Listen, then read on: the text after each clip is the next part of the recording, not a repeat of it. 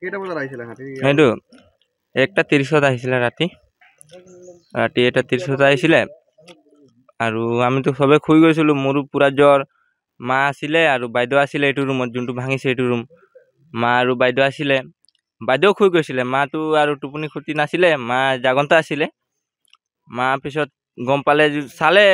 বেডটো টানিলে তেতিয়া হাতীটোকে দেখা পালে মা পাছত আমাক গৈ মাতিলে আমি উঠিলো তাৰপিছত মই ওলাই পেলাই আৰু খেদিছো যোৱাই নাই তাৰপিছত ভিতৰত সোমাই মই হাল্লা কৰিলো টৰ্চ মাৰিলো তাৰপিছত ভাগিলে দৌৰাইছিলে আমাক সেইটো এফালেদি দৌৰাইছে তাৰপিছত হাতীটো খেদা পাছত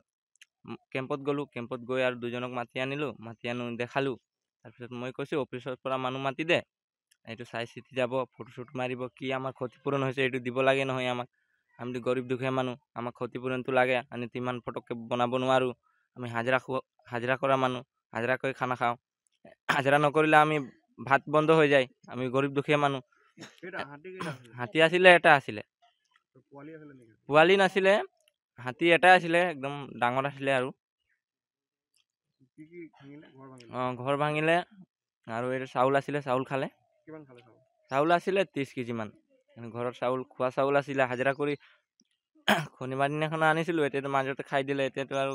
শনিবাৰ হলেহে আমি পাম হেৰিটো পইচা আৰু কিনি আনিব পাৰিম সেইটোৱে বন বিভাগক হেৰি জনাইছো যে আমাক ক্ষতিপূৰণটো লাগে আকৌ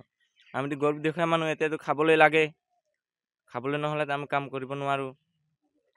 যিকোনো খবৰৰ বাবে যোগাযোগ কৰক 7099017330 লগতে 7099017110 নম্বৰত